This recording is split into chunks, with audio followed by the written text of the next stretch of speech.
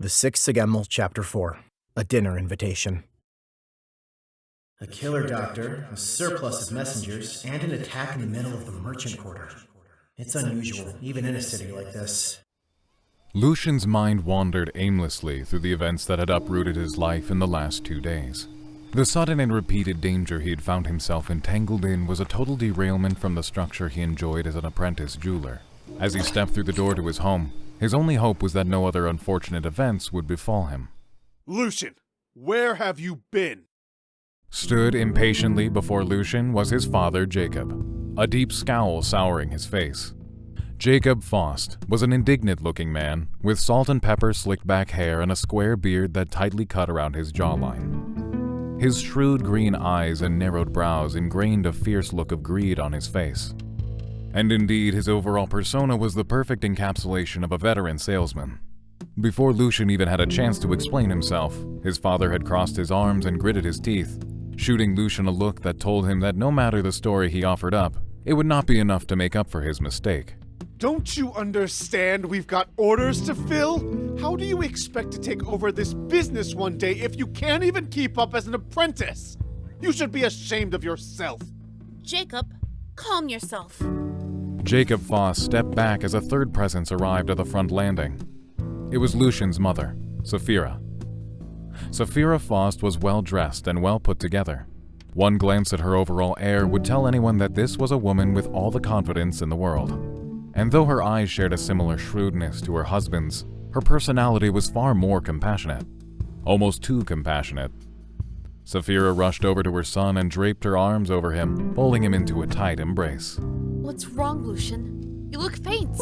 Lucian struggled to open his mouth as he tried to escape his mother's hold on him. It was a lost cause.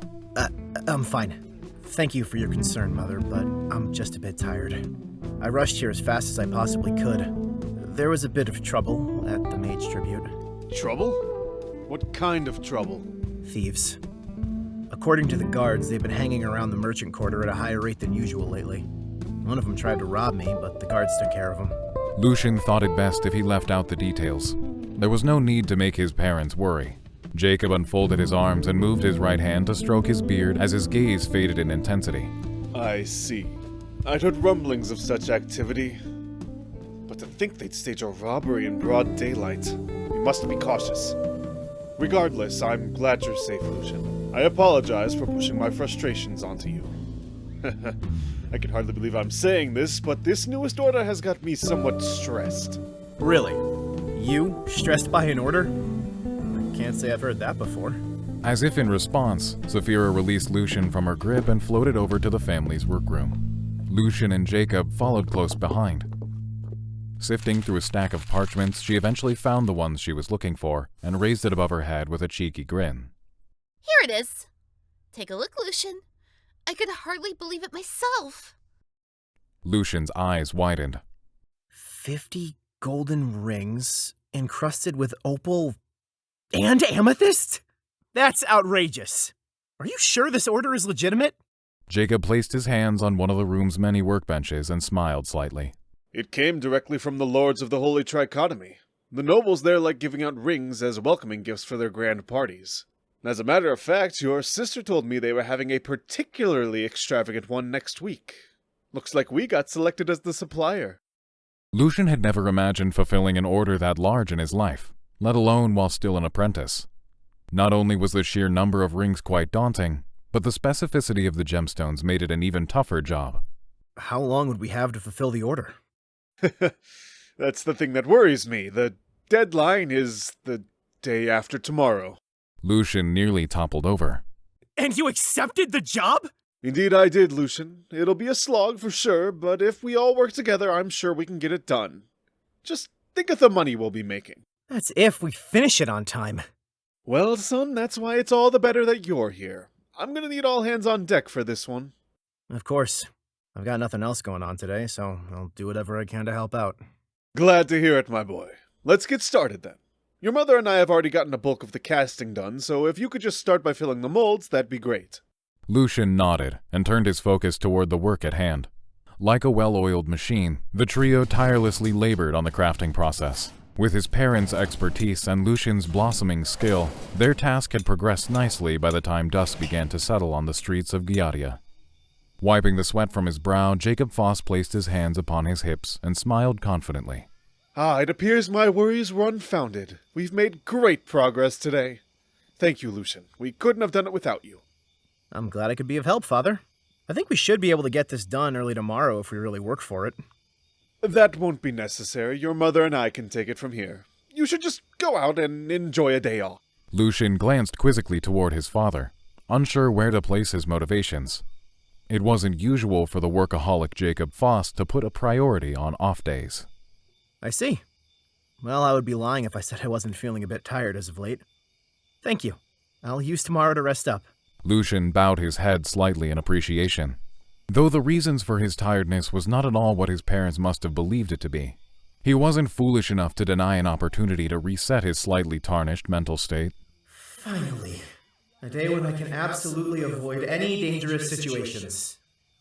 All right, you two. It's just about time for dinner. So let's all head to the kitchen. Elvira is cooking tonight, so let's all be sure to show her our appreciation. Lucian left the workroom, his parents at his heels. As he entered the kitchen, a pleasant aroma grasped his senses. At the fireplace, Elvira stirred through a large pot of stew. Lucian recognized its scent as an old family recipe, and one of his favorites at that. Look at you go, Elvira. Cooking breakfast this morning and dinner now. I'm impressed. Elvira shifted her eyes toward Lucian and smirked. Your praise is duly noted. Though she tried her best to hide it, the slight flush that had materialized on her smiling face was a clear sign that she was quite pleased with the compliment. Lucian laughed quietly to himself before taking a seat at the table just as he had done in the morning. No sooner than he had relaxed in his chair and prepared himself for the wonderment of soup, when a loud pounding on the front door made his heart nearly jump from his chest. Lucian, can you get that? Yeah. Who is it? Guest. Guests? Ugh, Mother, how could you? If there was one thing Lucian hated more than public crowds, it was private ones. The time he spent with his family was fleeting at best, so he tried his utmost to savor the few moments he had. The meals he enjoyed with them were one of these moments, and so he looked forward to them each time they came around. Adding guests into the equation, well, that just ruined the moment entirely. There was just something about the very act of an outside presence harming Lucian's family time that truly annoyed him. Having to put on a public facade in the presence of a family meal was contrary to what a family meal truly meant. And to ruin perfectly good soup. What a shame. Lucian begrudgingly stood from his chair and approached the front door, all the while grumbling to himself about the blasphemy against soup he was bearing witness to. With an overdramatic sigh, Lucian plastered on his best-mannered smile and slowly pulled open the door. Lucian! Lucian cringed and reeled back, nearly falling head over heels as he attempted to cover his ears. At the door was a hulking young man dressed in a faded tan suit with work boots and several fur capes wrapped around his body. A belt across his waist held various pouches and knives, each tailor-made to serve a specific purpose: hunting. Damn it, Ridge, don't you think you could lower your voice just a little bit? You scared me half to death. Sorry. Good to see you, Lucian. The man rubbed the back of his head, then sniffed the air. Oh, is that the famous Faust family stew I smell? Boy, oh boy, I can't wait to... Quit being rude, you overgrown child. From out behind the man, a young woman stepped forward, giving the man a not-so-light elbow to the stomach as she did so.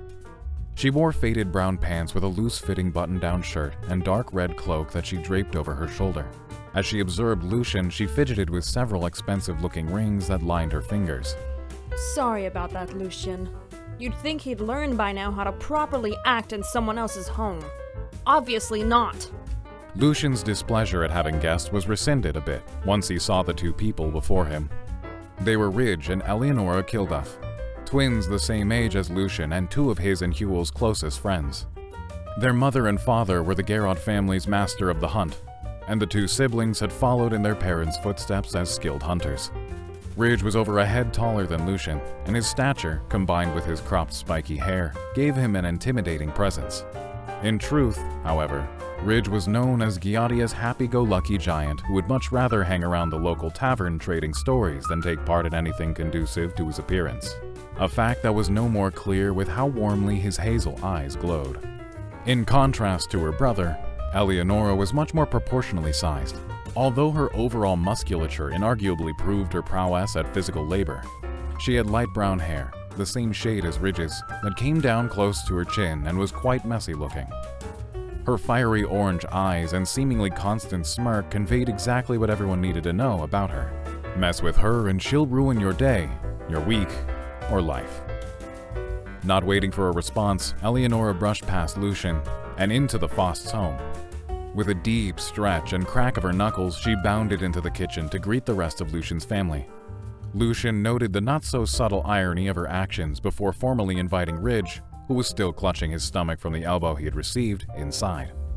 Hello, Miss Faust.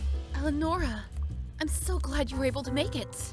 Did you bring the ingredient I'd asked for? Of course. Where would you like it? Oh, you can just give it to Elvira. It's just about time to add to the pot anyway. Eleonora approached Elvira and handed her what appeared to be a small plant of some kind. Lucian knew a rudimentary amount of cooking, but this plant was a mystery to him. No one had ever identified it for him, and he'd never seen it sold at any shop. The only one who seemed to know anything about this was his mother, and she had made it clear that she would not reveal her secrets until she was ready to pass them down. Of course, since Eleonora and Ridge brought it with them, they probably know what it is. I'll have to ask them later. After a few minutes of casual conversation, the Faust family and their guests moved to the dining table and sat expectantly with their food in front of them, ready to begin the meal. Elvira watched proudly over her creation, trying and failing to hide her desire to see everyone's reaction to her cooking. Thank you again for inviting us. The soup looks wonderful. And smells even better. Haha. Man, there's nothing like the famous Faust stew. Eleonora shot Ridge a dirty look. I mean, thank you all for your kindness. Oh, it's no trouble at all. We always love having guests. I just wish your parents could have made it tonight. Unfortunately, they had to plan for the Emperor's next hunting excursion, so they were unable to attend. They promised to be here next time, though. Hey, speaking of hunting, Lucian, you want to head out to the forest and hunt with us tomorrow? Hunting. With my recent string of bad luck, no thank you. Just as Lucian opened his mouth to reject Ridge's invitation, he noticed a glint in his father's eyes from the corner of his own. A hunt sounds like a great idea. Lucian doesn't have anything going on tomorrow, so I'm sure he'd love to go. Oh, come on. You're practically volunteering for me. Ridge was practically beaming. Oh, sweet! Oh, it's been a while since you've been hunting with us, Lucian. I bet you're just chomping at the bit to get out there. Yeah, sure am.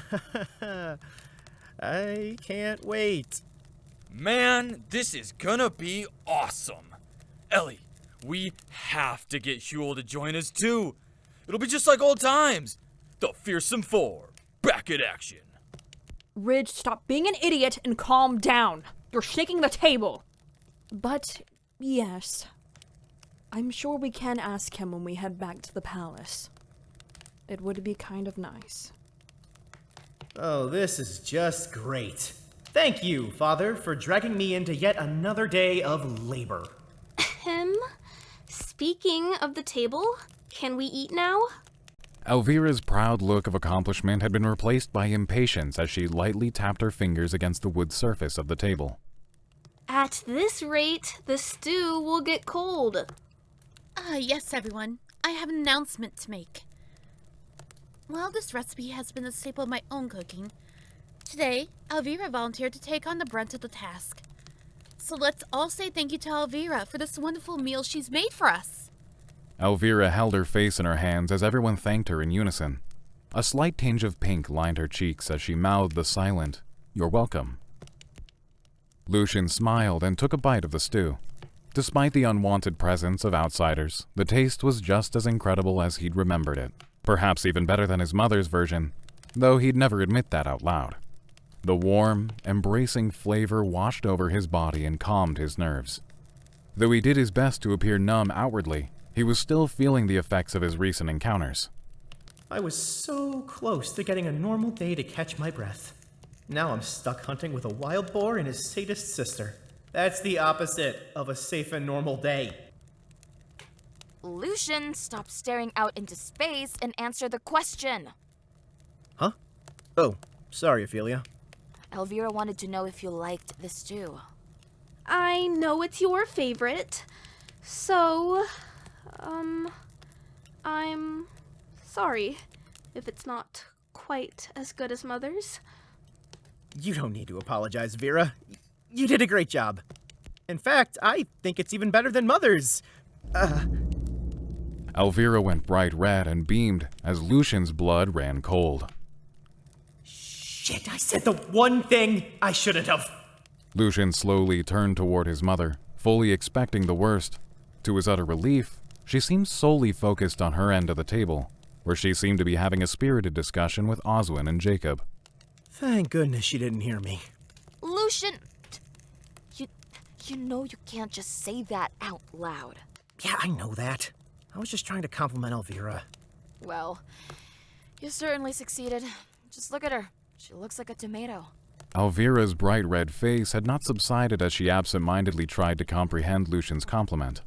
Lucian was glad he'd been able to fluster her as much as he did. It was just the right type of ammunition for the next time they started arguing. You won't beat me next time, Elvira. You're taking that tribute whether you like it or not. Unfortunately for Lucian, someone with sinister intentions had heard his compliment, and just as he'd let his guard down, she pounced. That's quite a compliment coming from you, Lucian. Ravenna! Oh, you heard that? I certainly did. And I'm so utterly shocked by it that I just have to tell someone. Oh, I know. What about Mother? Lucian's heart skipped a beat. He could see it in her eyes. She was serious. Now, why would you go and do a thing like that? Oh, I don't know. For fun? So, dangling my livelihood by a thread is fun for you? There must be something wrong with your head. Careful there, Lucian. You never know when I might slip up and call for Mother's attention. One false move, and I might just blurt out the first thing on my mind. Lucian was floored by his youngest sister's tenacity. The same girl who had embraced him with open arms only hours earlier was now effectively blackmailing him. Well, she was bound to end up like the other two at some point. She got me good. All right. You got me. What do you want? Money. Money? Yep. Oswin and I were going to go with Ophelia to get dessert after this. Uh-huh. And why can't Ophelia buy you dessert? Because she's a cheapskate. Duh. Hey! Oh, please. You know it's true. You can't seriously tell me you were going to let me get the special edition Magic Blend pudding, can you? Of course not! Don't you know how expensive Point taken. Oh, you're getting pudding? Could me and Eleonora tag along? Sure, I don't see why not, but you like pudding, Eleonora? I don't dislike it per se. Besides, I don't normally have time for sweets, so just this once. Yes, I think it'll be fine. Okay then, we'd love to have you along. Just make sure you pay for your own dessert. Huh? I thought Lucian was paying for everyone. I'm not paying for any of you! Except for Ravenna. Lucian had caught himself just as Ravenna had opened her mouth to ruin his entire existence. Fine. I'll just get Ellie to give me some of hers. Now, where's that pot? I'd love a second helping. Ridge helped himself to more soup as Eleonora stared him down with a look of pure murderous intent. Luckily, she didn't kill him over the remaining course of the meal, and the remaining time the group spent together was filled with great camaraderie. When the meal was finally finished, Jacob and Sapphira excused themselves and headed back to the workroom to continue work on the rings. Lucian, Elvira, you coming with us? Nah, figured I'd clean up the kitchen. You can go on without me. And before you say anything, you little crook, here's your money. Enjoy your ultra-rare pudding or whatever. Ravenna giggled as she snatched the money from Lucian's hand. Man, the holy trichotomy has a lot to answer for. How about you, Elvira? Elvira simply responded with a wave of her hand. Ophelia nodded and hurriedly exited the room with Ravenna and Oswin close behind. As Eleonora and Ridge stood up to follow, Ridge gave Lucian a quick pat on the shoulder. Meet us at the front gate tomorrow at dawn. It's gonna be a blast. Sure thing. See you then. Thank you for the food, Elvira. Yeah, it was great. You're very welcome. I'm glad you enjoyed it. Ridge and Eleonora simultaneously nodded and made their exit. Lucian waited a moment before hearing the door shut behind them, leaving the once lively area barren save for Elvira and himself. Lucian? What's up, Vera? Though it pains me to do this, I must thank you for your compliment. I really appreciate you saying such a nice thing. Yeah, sure thing. I meant it, you know. Elvira's gaze wandered around the room a bit as she shifted in her chair. By the way, I noticed you haven't been yourself since yesterday. Did something happen? I hope it wasn't more woman trouble. Lucian, you should know by now that evil seductress Margaret is no good for you. Hey, I told you not to bring her up, Elvira. You know that's a touchy subject. Yeah, and it's only a touchy subject because you can't seem to get your mind off of her. You're so gross, Lucian. It's not about her. And no, I can already see the look on your face, and it's not about Elodia either. It's not woman trouble, okay? I've just had a rough couple of days. Elvira's dubious-looking face made it clear she didn't believe him. But rather than pressing it, she simply shrugged. Dear, oh dear, brother dearest. If you keep worrying like that, you're going to get all wrinkly. You're already old as it is. No need to push it. What is with you and the word old today? Could it be that you're projecting? Are you perhaps concerned about your own aging? Incorrect. I am like a porcelain doll. I never age. Yeah, whatever helps you sleep at night, old lady. Ha! Go away, you stupid geezer. Elvira's banter helped ease Lucian's nerve just a little bit more. With the day nearing its end, Lucian finally felt as if he was moving past the hecticness of the last day and a half. It'll all be fine by tomorrow morning. Sure, I may be going on a hunting trip with a couple of lunatics, but Ridge and Eleonora are just about as skilled as hunters come. Plus, if Huel's there, they'll calm down their shenanigans. Well, at least by a little bit. Yeah, it'll be fine. I'll have a relaxing morning out and get to go lounge around at home all afternoon and evening. It'll be the perfect day. I'm sure of it. Probably. I hope.